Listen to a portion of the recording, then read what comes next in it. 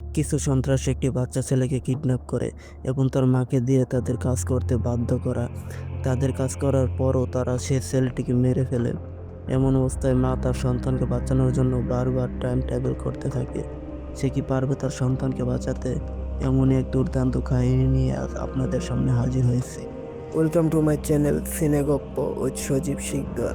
দুটো সংস্থা সম্পর্কে বলা হয়, একটি হচ্ছে আমেরিকান আইপিডি কোম্পানি, আরেকটি হচ্ছে চাইনিজ নেক্সাস কর্পোরেশন, যারা দুজনে টাইম ট্রাভেল নিয়ে কাজ করে। এখানে আমেরিকান কোম্পানিটি এক ধাপ এগিয়ে তারা মানুষ নিয়ে গবেষণা শুরু করে দিয়েছে এবং যাদেরকে নিয়ে গবেষণা করছিল তাদের মধ্যে একসময় মারামারি বেজে যায় এবং একে অপরকে মারতে থাকে।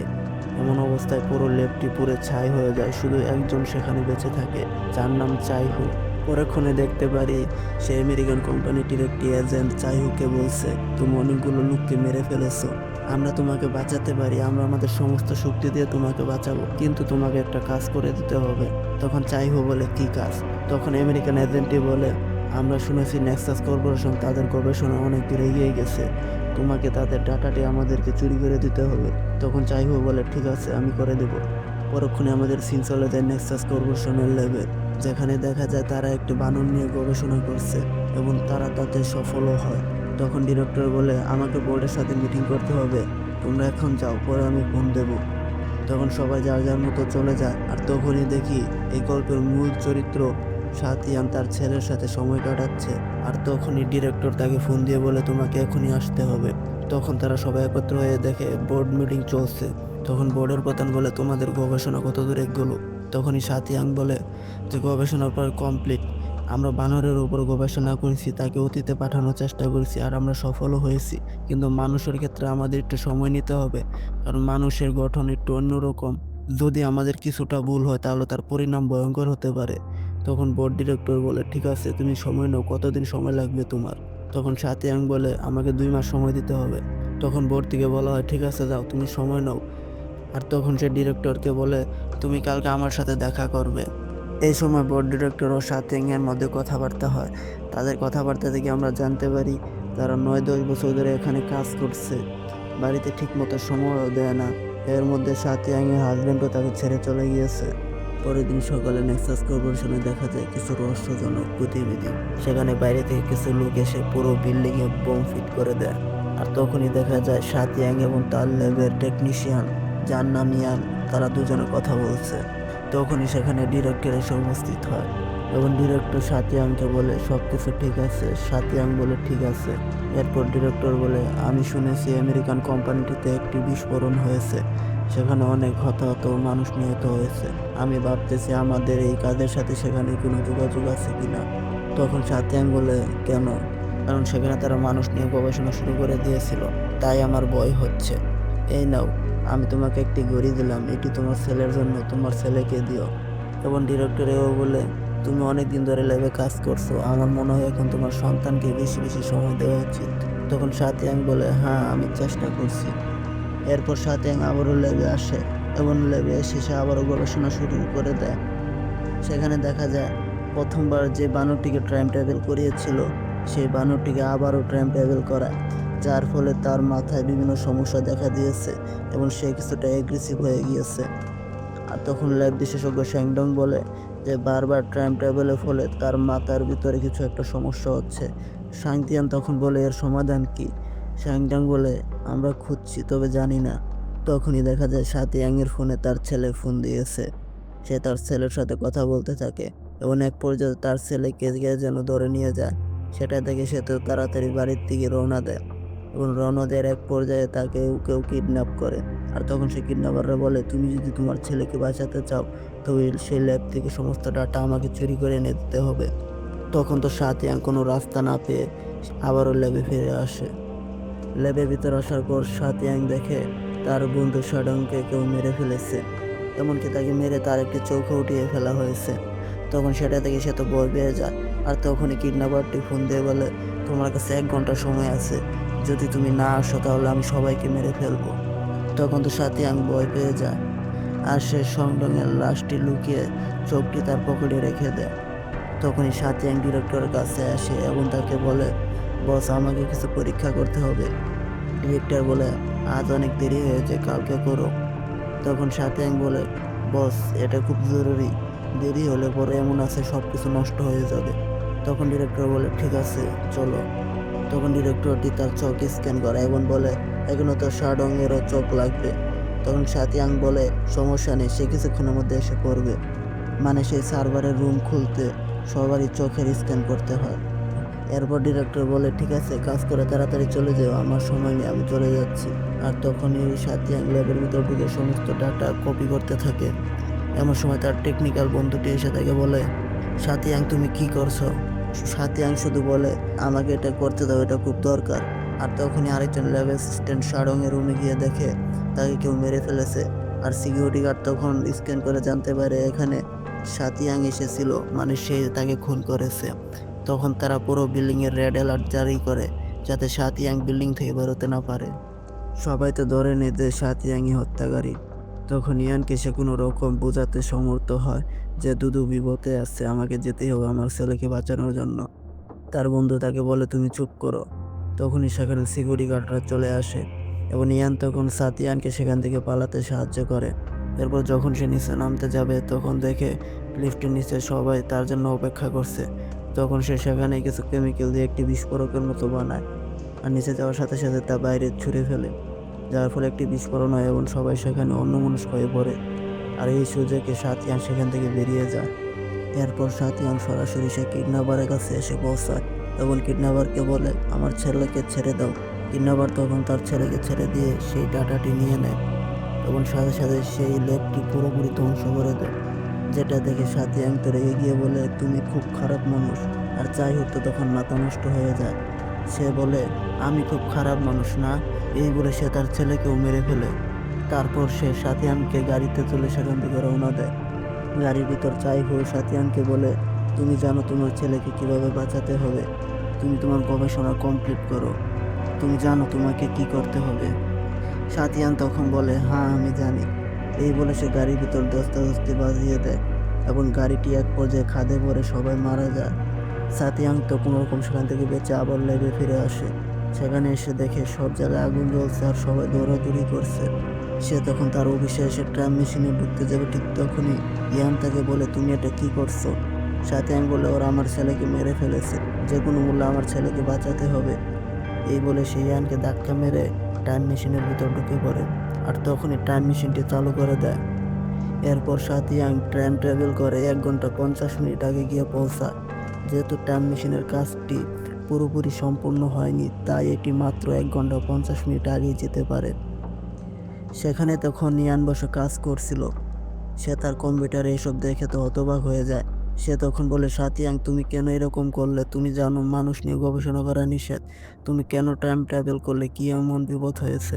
তখন সাতিয়াং বলে, ওরা আমার ছেলেকে মেরে ফেলেছে। এই কথা বলার সাথে সাথে সে সাংডংকে একটি ফোন দেয় এবং ফোন দিয়ে বলে, তুমি এখনই ল্যাব থেকে বেরিয়ে যাও। সাংডং ফোন কাটার সাথে সাথে কেউ তার উপর হামলা করে দেয় এবং তাকে মেরে ফেলে। এরপর আবারও আমাদেরকে সাতিয়াংয়ের কাছে নিয়ে আসা হয়, যেখানে দেখা যায় সে বেরোতে যাবে, ঠিক তখনই ল্যাবের অ্যাসিস্ট্যান্ট মেয়েটি এসে উপস্থিত হয় এবং সে কি চাইছে তা সে ইয়ানকে বলে দেয়। সেই মেয়েটি কথা শুনে তো অবাক। এরপর সাতিয়াং অতীতের যে সাতিয়াং ছিল তার কাছে যায়। যেহেতু সে টাইম ট্রাভেল করেছে সেহেতু অতীতে তার একজন ভার্সন ছিল, আর এখন তো সে আবার অতীতে এসেছে, তাহলে এখন সাতিয়াং দুইজন। এই জন্য আমরা অতীতের সাতিয়াংকে 1 এবং বর্তমানের সাতিয়াংকে 2 বলে ডাকবো। তো সাতিয়াং 2-1কে অজ্ঞান করে একটি লিফটের ভিতর ঢুকিয়ে দেয় এবং ইয়ানকে ফোন করে বলে যে আমি 1কে তোমার কাছে পাঠিয়েছি, তাকে কোথাও লুকিয়ে দাও। তখন তো ইয়ান তার বান্ধবীকে কথার ছিল অন্য খেয়ালে রেখে সাতিয়াং 1কে কোথাও লুকিয়ে ফেলে। আর সাতিয়াং 2 তখন ডিরেক্টরের কাছে গিয়ে আবারও সে আগের মতো তাকে কনফেস করে তার ডাটাটি কপি করে নেয়। আর তখনই সে ইয়ানকে ফোন করে এবং ফোন দিয়ে বলে যে তুমি ছাদে এসে উপস্থিত হও আর সবাইকে এখান থেকে বেরিয়ে যেতে বলো, কারণ এখানে বোম আছে। এরপর সাতিয়ান যখন বিল্ডিং থেকে বেরোতে যাবে ঠিক তখনই চাইহর একটি লোক তার পিছু করে আর ইয়ান তখন উপর থেকে একটি বোতল ফেলে তাকে অজ্ঞান করে ফেলে। এরপর সাতিয়ান সেখান থেকে চলে যায় আর ইয়ান সবাইকে বলে যে বিল্ডিং থেকে বেরিয়ে যাও, কারণ বিল্ডিংয়ে বোম আছে। তখন সবাই বলে, তুমি কিভাবে জানলে? ইয়ান বলো, সেটা কথা বলার সময় এখন নেই, তাড়াতাড়ি এখান থেকে বেরিয়ে যাও। সাতিয়ান তখন সে কিডন্যাপারের কাছে গিয়ে পৌঁছায় এবং বলে, আমার ছেলেকে ছেড়ে দাও, নয়তো আমি এই সমস্ত ডাটা নষ্ট করে ফেলবো। চাইহু তখন বাধ্য হয়ে তার ছেলেকে ছেড়ে দেয় আর শাতিয়ান তার ছেলেকে গাড়িতে তুলে সেখান থেকে পালিয়ে যায়। তখন চাইহু ডাটা চেক করে দেখে এতে কিছুই নেই। আর তখনই আমাদেরকে ল্যাবে দেখানো হয় যেখানে সিকিউরিটি ডিরেক্টরকে বলছে ডাটা তো কপি করার চেষ্টা করা হয়েছে কিন্তু তা কপি করা হয়নি। আর তখনই ডাটা না পেয়ে কিডন্যাপাররা উন্মাদ হয়ে যায়। তখন তারা শাতিয়াংয়ের পিছু করে এবং তার উপর গুলি চালাতে থাকে এবং গোলাগুলির এক পর্যায়ে শাতিয়াংয়ের ছেলে আবারও সেখানে মারা যায়। শাতিয়াং এরপর বাধ্য হয়ে আবার রোড লেবে এসে টাইম ট্রাভেল করে। আর তখন ইয়ান তাকে বলে, শাতিয়াং তুমি কি পাগল হয়ে গেছো? তুমি বারবার কেন টাইম ট্রাভেল করছো? তুমি জানো এর পরিণাম কত ভয়ঙ্কর হতে পারে। শাতিয়াং তখন বলে, কারণ আমার ছেলেকে ওরা দুবার হত্যা করছে তাই আমি আবারও টাইম ট্রাভেল করেছি। এ সময় শাতিয়াংয়ের আচরণে কিছুটা পরিবর্তন দেখা যায়, কারণ বারবার টাইম ট্রাভেল করার ফলে তার মস্তিষ্কে কিছুটা পরিবর্তন হয়ে গিয়েছে, সে কিছুটা অ্যাগ্রেসিভ হয়ে গিয়েছে। এরপর শাতিয়াং ল্যাব থেকে তাড়াতাড়ি করে বের হয়ে যায়। আর বের হয়ে যাওয়ার পর সে শাতিয়াং 2-কে ফোন দেয়। আর এখান থেকে আমরা বর্তমান শাতিয়াংকে 3 বলে সম্বোধন করব। তো শাতিয়াং 2 বলে, কে আপনি? তখন শাতিয়াং 3 বলে, আমি তোমারই এক রূপ, তুমি এখন কোথায় আছো? ওরা দুদুকে মেরে ফেলতে যাচ্ছে। তখন শাতিয়াং 2 বলে, তাহলে এখন আমি কি করব? আর শাতিয়াং 3 তখন বলে, আমি যা বলছি তুমি তাই করো। আর তখনই দেখা যায় শাতিয়াং 3 উপর থেকে একটি গাড়ি নিয়ে এসে তার উপর পড়ে যায়, আর যার ফলে শাতিয়াং 2 এবং তার ছেলে বেঁচে যায়। এই শো থেকে শাতিয়াং 2 তার ছেলেকে নিয়ে সেখান থেকে পালিয়ে যায়। আর তখনই চাইহু তাদের পিছনে লাগে। আর এর কিছুক্ষণ পরে দেখি শাতিয়াং 3 জ্ঞান ফিরেছে। সে সাথে সাথে একটি পিস্তল নিয়ে তাদের পিছু করে। পরের সিনে আমরা দেখি শাতিয়াং 2 তার ছেলেকে নিয়ে একটি কনস্ট্রাকশন বিল্ডিং এসে উপস্থিত হয়েছে, কিন্তু সেখানে চাংহো তাদের পিছু করে। আর তাই শাতিয়াং চিন্তা করে কি ব্যাপার, প্রত্যেকবার ও আমাদের লোকেশন কিভাবে পেয়ে যায়। আর তখনই তার ছেলে বলে, আম্মু এই ঘড়িটা এরকম কেন? এটা তো আসল ঘড়ির মতো লাগে না, দেখো। তখন শাতিয়াং 2 সেই ঘড়িটি ভেঙে দেখে তার ভিতরে একটি চিপস লাগানো, যেটির মাধ্যমে চাইহো তাদেরকে ফলো করছিল। এটা দেখে সে তো অবাক হয়ে যায়। তখন সে বুঝতে পারে এই সব কিছুর পিছনে আসলে তাদের ডিরেক্টর আছে। আর তখনই দেখা যায় ল্যাবে শাতিয়াং 1-এর জ্ঞান ফেরে। তখন সে বলে, এখানে কি হচ্ছে? তখন ইয়ান বলে, সমস্যা নেই, তোমার ভবিষ্যৎ রূপ তোমার ছেলেকে বাঁচাতে গিয়েছে। তখন ডিরেক্টর সেখানে এসে বলে, কিছুক্ষণের মধ্যে এই বিল্ডিং ধ্বংস হতে যাচ্ছে, এত আগে ভাগে আমাদের এই ডাটা কপি করে নেওয়া উচিত। এই বলে সে শাতিয়াংকে সাথে নিয়ে ডাটা কপি করতে যায়। পরবর্তীতে সিন আবার শাতিয়াং 2 এর কাছে নিয়ে আসা হয়, যেখানে দেখা যায় সে তার সন্তানকে নিয়ে বাঁচার চেষ্টা করছে আর চাইহো তাদের পেছনে পড়ে আছে। এমন সময় চাইহো রাত থেকে বাঁচার জন্য সে তার ছেলেকে নিয়ে একটি বাক্সের ভিতরে গিয়ে লুকায়, কিন্তু চাইহো সেখানেও গিয়ে তাকে খুঁজে বের করে। এইরকম দৌড়াদৌড়ির এক পর্যায়ে চাইহো শাতিয়াংকে ধরে ফেলে এবং তখনই সেখানে শাতিয়াং 3 এসে উপস্থিত হয়। চাইহো তখন বলে, আমি কিন্তু ওকে মেরে ফেলবো, তোমার বন্দুক নামাও। কিন্তু শাতিয়াং 3 বলে, সমস্যা নেই, তোমাকে মারলে তো তুমি শেষ, কিন্তু আমার এখন 2 রূপ আছে। কিন্তু চাইহো বলে, তুমি ভুল বললে, তোমার 2 রূপ না, তোমার এখন 3 রূপ আছে। আর তখনই চাইহো বাঁচার জন্য সেখান থেকে লাফ দিয়ে পালিয়ে যায়। আর পালিয়ে যাওয়ার সময় বলে, সমস্যা নেই, আমি তোমাদের সবাইকে খুঁজে বের করে মারবো। চাইহো সেখান থেকে বেরোতে যাবে, ঠিক তখনই চাইহোর লোক এসে সেখানে উপস্থিত হয়। তখন সে তার লোককে বলে, সবাইকে মেরে ফেলো। তখন তো চাইহোর লোকেরা তাদের 3 জনের উপর গুলি চালাতে থাকে। আর তখন শাতিয়াং 3 বলে, তুমি দোদোকে নিয়ে এখান থেকে চলে যাও, আমি এদেরকে দেখছি। এরপর শাতিয়াং 3 একা সবার সাথে লড়তে থাকে। আর শাতিয়াং 2 তার ছেলেকে নিয়ে হাসপাতালে এসে পৌঁছায়। সে হাসপাতালে এসে সাথে সাথে ইয়ানকে ফোন দেয় এবং বলে, আমি যা বলছি তুমি তা বিশ্বাস করবে না, তবুও শোনো। আসলে এই সব কিছুর পেছনে ডিরেক্টর জড়িত। আর সাথে সাথে ইয়ান তখন ডিরেক্টর ওপর শাতিয়াং 1-এর কাছে গিয়ে উপস্থিত হয় এবং বলে, ডাটা কপি করো না, কারণ এইসবের পিছনে ডিরেক্টরের হাত আছে। তখন ইয়ান ডিরেক্টরকে বলে, ডিরেক্টর আপনি এরকম কেন করলেন? এই প্রজেক্ট তো আপনার জীবনের চেয়ে বেশি মূল্যবান ছিল, আপনার স্বপ্নের প্রজেক্ট ছিল, তাহলে কেন আমাদের সবাইকে ধোঁকা দিলেন? এই কথা শোনার সাথে সাথে ডিরেক্টর একটি পিস্তল বের করে ইয়ানকে গুলি করে দেয়। আর ইয়ান তখন মরে যাওয়ার আগে শাতিয়াং 1-কে বলে যায়, তোমার ছেলের কিডন্যাপ এবং সব কিছুর পেছনে ডিরেক্টর জড়িত। আর তখন শাতিয়াং 1 বলে, স্যার আপনি এরকম কেন করলেন? তখন ডিরেক্টর বলে, আমি আমার জীবনের পুরোটা সময় এই প্রজেক্টে ব্যয় করেছি, আর এখন বোর্ড থেকে বলছে আমাকে এই প্রজেক্ট থেকে বের করে দেবে। আমার বদলে নতুন একজন আসবে, আর বলা যায় সে কে? আর সে হচ্ছে তুমি, কারণ আমার পরে এই প্রজেক্ট সম্পর্কে সবচেয়ে তুমি বেশি জানো। এখন তুমি বলো, আমার সারা জীবনে তো পরিশ্রম করে কী লাভ হলো যদি ক্রেডিট সব তোমাকে দিয়ে দেওয়া হয়? তখনই আমাদেরকে ডিরেক্টরের ফ্ল্যাশব্যাকে নিয়ে যাওয়া হয়, যেখানে দেখা যায় ডিরেক্টরের সামনে চাংহু বসে আছে এবং চাংহু ডিরেক্টরকে বলছে, আপনি কত টাকা চান? ওই প্রজেক্টের কপিটা আমাকে দিতে হবে। কিন্তু ডিরেক্টর বলে, আমার কোনো টাকা লাগবে না, আমার শুধু দুটো জিনিস চাই। চাংহু বলে, কি? ডিরেক্টর বলে, ওই ল্যাবটা পুরোপুরি ধ্বংস করে দিতে হবে, আর সাথে আঙ্কেও সাথে সাথে ধ্বংস করে দিতে হবে, কারণ আমি চাই না আমার ক্রেডিট অন্য কেউ নিয়ে যাক। তখন চাংহু রাজি হয়ে যায়, আর তখনই আবারও আমাদেরকে বর্তমানে নিয়ে আসা হয়, যেখানে দেখা যায় ডিরেক্টর সাতিয়ানকে মারতে যাবে, আর ঠিক তখনই সেখানে চাংহু এসে উপস্থিত হয়। সে এসে ডিরেক্টরের হাত থেকে পিস্তলটি ফেলে দেয়। চাংহু তখন বলে, এই প্রজেক্টের জন্য তুমি জরুরি না, এই বলে সে ডিরেক্টরকে গুলি করে মেরে ফেলে। আর তখন সাতিয়ানকে বলে, এই প্রজেক্টের জন্য তুমি জরুরি। চাংহু তখন বলে, সাতিয়াং, আমি জানি তুমি সময়ের যাত্রা আরও বাড়াতে পারবে, তুমি কি চাও না অতীতে আবার ভ্রমণ করতে? আর তখনই দেখি সেখানে সাতিয়াং ফিরে এসে উপস্থিত হয়েছে এবং সে চাংহুর উপর গুলি চালিয়ে দেয়। আর চাংহু যখনই সেই কপি করা ডাটা নিতে যাবে, ঠিক তখনই সাতিয়াং থ্রি সেই ডাটাও ধ্বংস করে দেয়, আর সাথে সাথে সাতিয়াং থ্রির উপর গুলি চালিয়ে দেয়। সাতিয়াং থ্রির হাতে গুলি লেগে তার পিস্তলটি পড়ে যায়, আর তখন সাতিয়াং ওয়ান চাংহুর পায়ে কামড় বসিয়ে দেয়। এরপর সাতিয়াং থ্রি এসে তাকে ধরে ফেলে। এরকম তিনজনের মারামারির এক পর্যায়ে সাতিয়াং থ্রি একটি চাকু নিয়ে চংহুর বুকে বিঁধিয়ে দেয়, আর চংহু তখন গুরুতরভাবে আহত হয়ে পড়ে। আর তখনই সাতিয়াং ওয়ান তাকে জিজ্ঞেস করে, তুমি কেন এরকম করলে? আর তখনই দেখা যায় চাংহু তার অতীতের কথা বলে। সে বলে, 6 মাস আগে আমার স্ত্রী কন্যা আমার কাছে আসতেছিল, কিন্তু হঠাৎ বিমান দুর্ঘটনায় তারা দুজনে মারা যায়, তাই আমি ট্রাম ট্রাভেল করতে চেয়েছিলাম। তখন সে আমেরিকান কোম্পানির সাথে চুক্তিবদ্ধ হয় এবং তাদের সাথে প্রজেক্টে কাজ করা শুরু করে দেয়। তখন তাদের মধ্যে একজনে বিদ্রোহ করে বসে এবং সবাইকে একে একে মারতে থাকে, আর তখন সেখানে শুধু আমি বেঁচে ছিলাম। আর তখনই সেই সংস্থার একটি এজেন্ট এসে আমাকে বলে, আমরা তোমাকে সব ধরনের সহযোগিতা করব, যদি তুমি আমাদেরকে নেক্সাস কর্পোরেশনের কিছু ডাটা এনে দাও, তাহলে আমরা তোমাকে অতীতে পাঠিয়ে তোমার সন্তান এবং স্ত্রীকে বাঁচানোর চেষ্টা করতে পারি। তখন আমি রাজি হয়ে যাই। আর তখনই দেখা যায় হসপিটালে সাতিয়াং টুকে দেখানো হয়, যার শরীরে লাল লাল দাগ হয়ে গিয়েছে। চয়হু তখন বলে, তোমরা জানো আমেরিকান কোম্পানিতে সেদিন কেন এরকম গোলাগুলি হয়েছিল?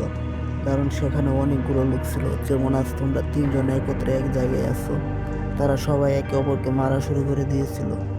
এই কথা শুনতেই সাতিয়াং থ্রি তাকে গুলি করে সেখানে মেরে ফেলে। সাতিয়াং থ্রি তখনই সাতিয়াং ওয়ানের দিকে পিস্তল তাক করে এবং বলে, আমি শুধু একা এখানে থাকবো, তোমাদের থাকার কোনো প্রয়োজন নেই, তোমাদেরকে মরতে হবে। এই বলে সে সাতিয়াং ওয়ানের উপর গুলি চালাতে শুরু করে এবং এক পর্যায়ে সাতিয়াং ওয়ানের পায়ে গুলি লেগে যায়। আর তখনই ঠিক সেখানে সাতিয়াং টু এসে উপস্থিত হয় এবং সাতিয়াং থ্রির দিকে বন্দুক তাক করে এবং সাতিয়াং থ্রি বলে, তুমি আমাকে মারতে চাও, আমিও তোমাকে মারতে চাই। তখন সাতিয়াং টু বলে, আমি আগে তোমাকে মারবো, এরপর আমি নিজেকে মারবো। সাতিয়াং থ্রি বলে, কেন? সাতিয়াং টু বলে, কারণ আমাদের এই এক্সপেরিমেন্ট সফল হয়নি, আমরা মানুষের ওপর পরীক্ষা করেছি এবং তার ফলাফল আমাদের ভোগ করতেই হবে। যদি আমরা সাতিয়াং ওয়ানকে মেরে ফেলি, তাহলে আমরা কেউই বেঁচে থাকবো না, এত আমাদেরকে মরতে হবে, সাতিয়াং ওয়ানকে বেঁচে থাকতে হবে। সাতিয়াং টু তখন কোনো কথা বলার সুযোগ না দিয়ে সাতিয়াং থ্রিকে গুলি করে সেখানে মেরে ফেলে। আর সাতিয়াং ওয়ানকে বলে, তুমি এখন এখান থেকে চলে যাও। সাতিয়াং ওয়ান তো যেতে চায় না, তবু তাকে জোর করে সেখান থেকে পাঠিয়ে দেওয়া হয়। আর সাতিয়াং ওয়ান তখন নিচে নেমে ইয়ানকে সাথে নিয়ে সেখান থেকে বেরিয়ে যায়। পরক্ষণে আমরা দেখি সাতিয়াং টু টাইম মেশিনটি অন করে দিয়েছে। এর কিছুদিন পরে দেখি সাতিয়াং ওয়ান এখন তার ছেলের সাথে আনন্দে দিন কাটাচ্ছে। আর এই গল্পটি এখানে শেষ হয়। বন্ধুরা, গল্পটি যদি ভালো লেগে থাকে তবে আমার চ্যানেলটিকে একটু সাবস্ক্রাইব করে দিও।